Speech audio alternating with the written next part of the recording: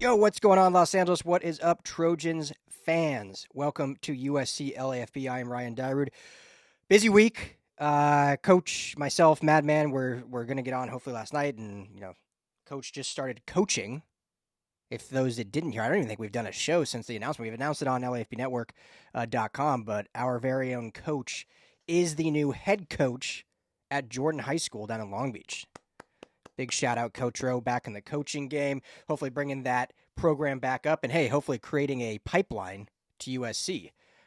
So he just started this week, and so obviously he still works a full time job. Those that know high school coaches don't get paid all that much, so he's working his full time job plus coaching. So last night we were supposed to record, and got a text from him at like 4 a.m. that he had passed out. So yeah, but I want to get on here because big news: Danton Lynn not going anywhere. Not going anywhere. A lot of fear, speculation. Can't even call them rumors. They were very real. Penn State, after Tom Allen, their DC, left for Clemson, they had honed in on Danton Lynn to be their next DC. I apologize for my nasal. I got sick yesterday. Real sick yesterday. I don't know where it came from. Maybe just everything happening with the fires all coming to fruition at once. But so I apologize for sounding nasally. But yeah, it was not a rumor. Very real. And so we got to talk about that. And then some recruiting news with Lincoln Riley and his staff really hitting the trail, the 2025 trail, really kind of this week. So we'll talk about that. This will be a quick, short video, but I just want to get on the horn here and catch up with all my Trojan fam before the weekend. And as I said last episode, for sure, next episode, Coach and Madman will be back on, so you won't have to just listen to my mug the entire time. But wanted to get on here. So real quickly, show as always brought to you by our friends at BetOnline. Head to betonline.ag today. Use our promo code. Oh, yeah, never mind. No promo code. I got so used to saying the same thing. No promo code. BetOnline.ag. All the best game lines. If you're a Rams fan, got the Rams game this weekend against Philly. You can go bet on the Rams there. They are the underdog. Going to be a snow game out in Philly. But this Rams team just feels different. It feels special, right? Like, how many USC fans are Rams fans? Hopefully quite a few of you. We cover everything Rams as well at LAFB Network, so you can head there for that coverage also. But all that betting you can do at betonline.ag. Tell them the guys at the LAFB Network sent you. Also, last thing before getting to SC, rocking the Dodgers cap.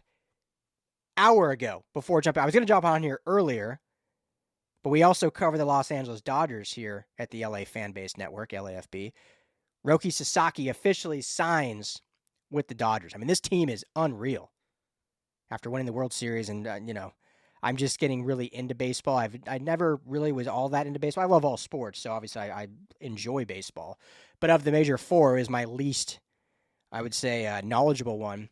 But since we started covering the Dodgers this past summer, I've really got into it, and it was a good time to start covering the team. You win the World Series, and then this offseason they've had with Blake Snell and re-signing Teoscar Hernandez, and now getting getting other Kim out of Korea and Conforto from the Giants, and now getting Sasaki. I mean, what a run this Dodgers on. Enjoy it, Dodgers fans. A special time. So LA, things are good in LA. Obviously, tough with the fires. I talked about it last episode. My family was affected. I have friends affected. We know tons of people have lost homes. So praying for all of you out there that are struggling, any hardship. As I said last time, please reach out. Let me know if there's any way we can help here at the LAFB Network. You can hit me up on email, ryan.dyrud@lafbnetwork.com, or on Twitter, ryan.dyrud_LAFB, or just comment below wherever you're listening. And we'd be happy to help in some way, even if it's just a vent or to talk or anything. So praying for everyone out there, praying for the city.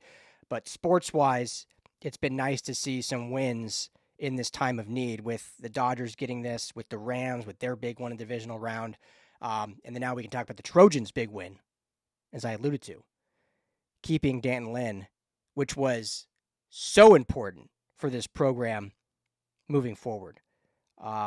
We knew, at least I knew, or I shouldn't say I know, nothing is guaranteed, I guess, but I had a pretty good hunch that when the Trojans hired Danton Lynn from crosstown rival UCLA, he wouldn't be here long. Not because he didn't want to be here, not because he would be fired. He wouldn't be here long because he's a rising star in the coaching world, and it was going to be hard to keep him. When it comes to college football coordinators, not many jobs are going to be better than USC. You could argue Alabama, you could argue Georgia, you could argue Texas, Michigan, Ohio State, Notre Dame. I think they're all pretty even. Kind of like ebbs and flows of what you really. Now, all of us here in LA would obviously say SC is above all of them. But when you really look at the college football landscape, I think in terms of what kind of money you can make, NIL that you're working with, football history, blue blood, all that stuff. Like those are kind of the higher upper echelon of coaching. So I don't think nothing would have really been an upgrade for Dan Lynn as a coordinator going anywhere. It's not like he went from UCLA as a DC to USC. Like that's an upgrade. No offense to UCLA, but in terms of football, obviously an upgrade. The only school that really, to me, that could have happened for the lateral move was Penn State. Because obviously Penn State, depending who you talk to, is considered a blue blood. Some people say they're not, but some would say they're considered a blue blood. But they have a lot of football history. Happy Valley is a special place. But it's his alma mater. I'm sure everyone listening knows that by now, but if you don't, that's where he played his college ball. And there's something very special about coaching where you played. I mean, just ask all the USC alum that have been within the program after they've graduated and why many fans want to see more USC alum. Taylor Mays, hats off to him, just got a job up at Washington as a safeties coach. Really bummed to see him go. Rising star. I'm sure a lot of fans, that's another conversation we could have, like why we let him go when, he was on staff. They could have made him safeties coach, and, we have Doug Belk, and, that's another conversation. I think Doug Belk's a really good coach and was just further along in his coaching maturation than Taylor Mays is. That doesn't mean Taylor Mays isn't great and isn't going to be great. I just think for what this program needed right now, Doug Belk has more coaching chops right now. So I totally understand that move. It sucks to see Mays go and whatnot. But anyway, I say all that because it's special when you're a former player and you get to coach your alma mater. So that was the fear. I think, money, SC could, I think it's pretty equal. SC could probably offer more than Penn State. But that was the fear. Like, would he make that lateral move just because of his alma mater? And we know there was reports that came out, one from another podcast, Locked On Podcast, who had a guest on that covers Penn State, that they had zeroed in on Dan Lynn to be their DC. A contingency flew out here to LA to meet with him. This was just yesterday morning, or maybe it was Wednesday or Thursday morning. And so it was very real. And USC, Lincoln Riley, Jen Cohen made sure that it would not happen. They extended Danton Lynn to keep him as the defensive coordinator at USC. Because it's a private school, obviously, we do not know the terms. But obviously, the rumor was last season when SC pulled him away from UCLA that his year-over-year contract was worth somewhere near $2 million as a coordinator. So whether the extension is just years or that year-over-year went up as well, easily one of the highest-paid coordinators in all of college football. And I think deservedly so. You look at this defense, the transformation, and some people will look at the record, and some people will look at some of the games, like Notre Dame. I know that they gave a lot of yards, but 10 points per game better than last year, 34 point whatever in 2023, and 24 point whatever this past season. But I think anyone that just watches football, watches this team year over year, you could just see it was such a more disciplined, better unit. Like, was statistically it was better, 100%. There's no denying that. Much better. But just the eye test, the tackling was better. The simple things like the development of players such as Jalen Smith. And this goes into Doug Belk too, right? Doug Belk is your secondary coach, along with Dan Lynn, who played secondary, is the DC, but also specializes in the secondary. Jalen Smith was good in 23. I think he was one of the top players, but he was great in 24. And you think about this defense, what it can be with this system, with this style of play, with a revamped defensive line, because that was the weak link. That's no disrespect to any of these players that played their butts off. Guys like Nate Clifton, guys like, many other across the defensive line that just worked their tails off. But the talent discrepancy, you could tell. The size discrepancy was a little bit there. And it was year one in the system. And so now seeing some of these transfers come in, seeing these young guys who are going to be older in Jade Abasari, in Carlin Jones, in Cam Fountain on the edge, getting back some key players. The linebacking room, obviously, you're losing some big guys in Easton Maxwell and Arnold and Mason Cobb, but Desmond Stevens, what he's going to look like. Obviously, the linebacker coach still impending. That was my whole last conversation on last episodes. If you want to get the latest intel on that, you can check that out. This unit's only going to get better. And so losing Lynn would have been nearly catastrophic. I don't think it would have been complete catastrophe because I think Lincoln Riley was really smart in how he built this staff, knowing that there was no way to keep all of them year over year. I think he planned, and anyone that knows, every year you're probably going to lose one of these guys. That's how good this staff is.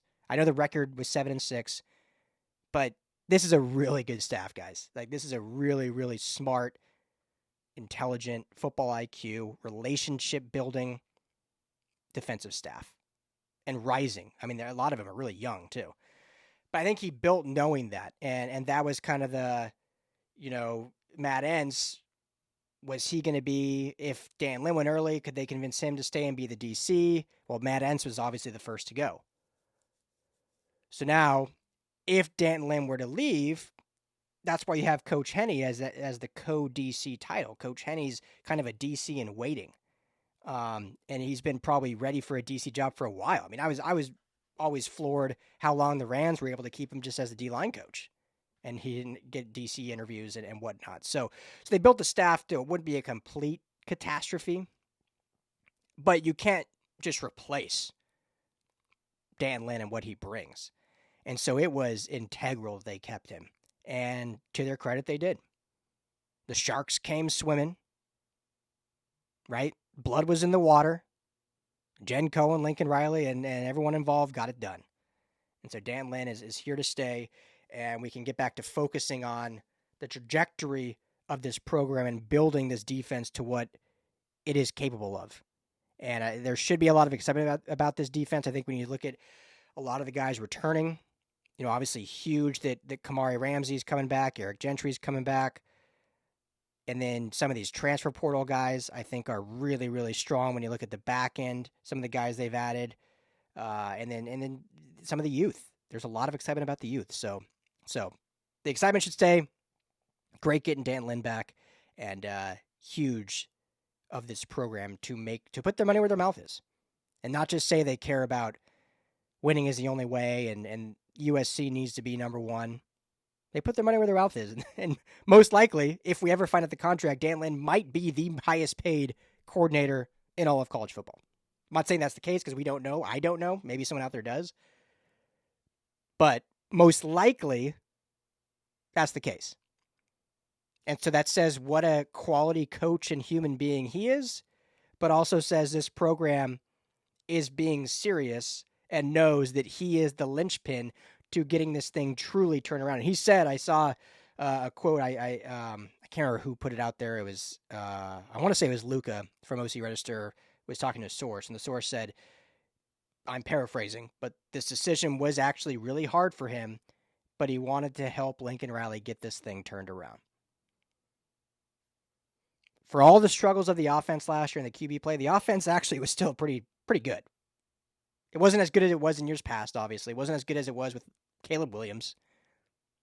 It was maybe one of the worst Lincoln Riley offenses since he's been a coach, but it was still a solid offense. I don't have it in front of me. I think it was like top 3 in total yards in the Big Ten. The defense improved mightily, but if the defense can just take that next step, you're not losing 5 games by 1 score. I know everyone hates hearing that, but how many games came down to a final drive with the defense just needing that one final stop? Played good all game. Just needed that one final stop. Well, this is now the program saying, like, we see the direction, we see the growth that Dan Lynn has created for this defense. We can't lose that momentum. And so whatever it costs, whatever it takes, we're going to continue that. So hats off. Huge move. Good stuff. Glad to see Lynn back in LA. And let's be real. LA versus Happy Valley. Come on, baby. Come on. Easy choice. Easy choice, right? All right, quickly, I've already talked more than I was already planning to. I was planning on this being a real short one, just a quick update. But recruiting, the push for recruiting it's year round. It never ends. But now with kind of the official off season for college football, coaches are out hitting the recruiting trail hard. And I'm sure those that have been paying attention on Twitter or X have noticed that Lincoln Riley and all the staff have been hitting California hard.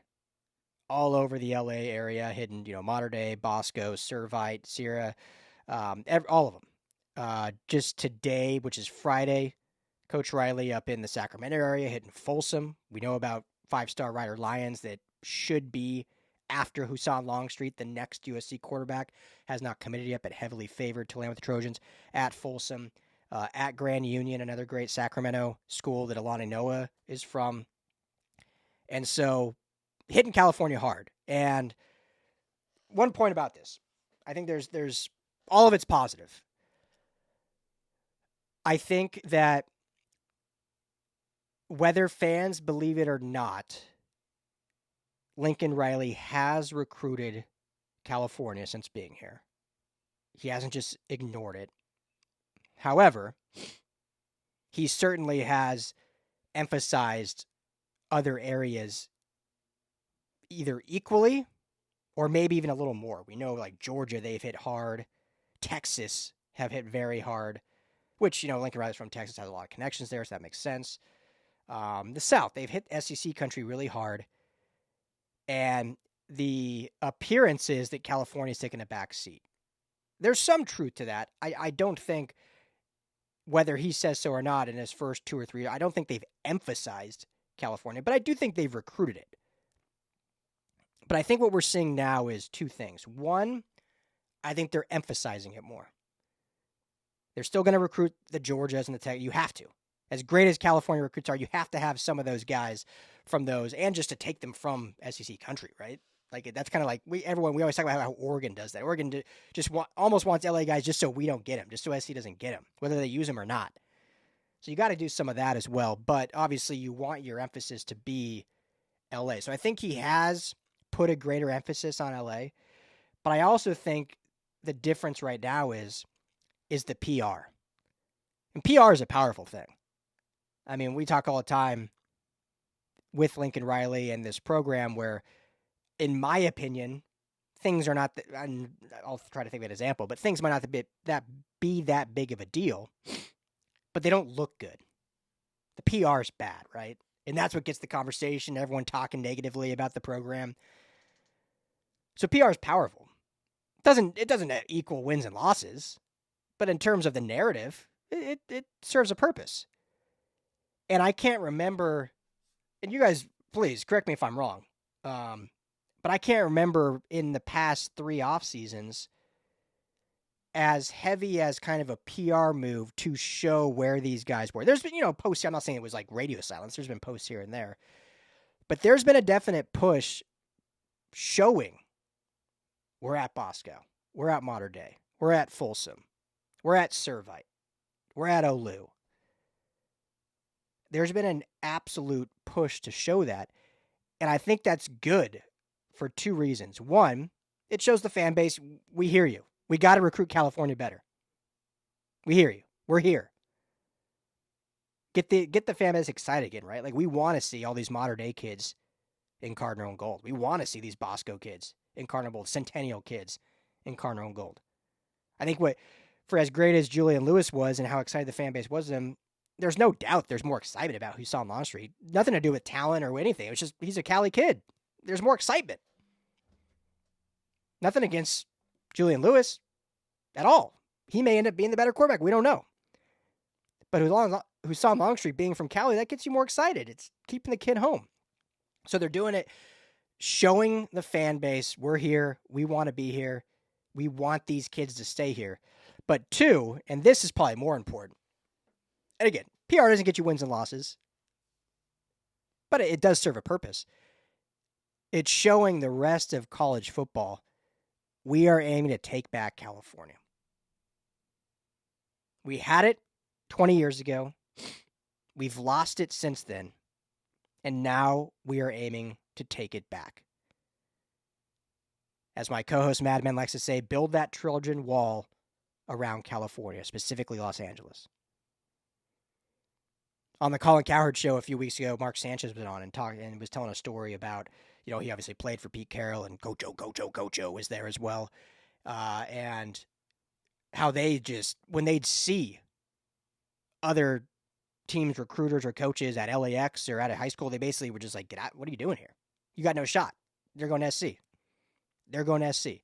So a social media post of, hey, we were at Servite today doesn't do that, but it starts to signify of, hey, SC's taking California back. This is our rightful recruiting grounds, and we're sick of everyone coming in here and taking kids away.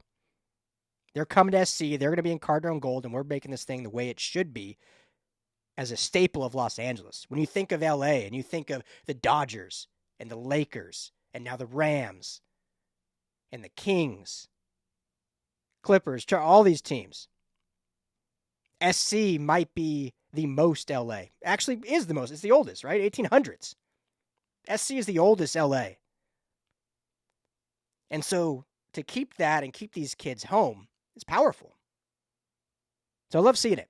We'll see if the PR actually translates. But hey, it's January. What else we got to talk about? We can talk about PR. So, two big things. Dan and Lynn, here to stay. Great job by the program making that happen. Hats off.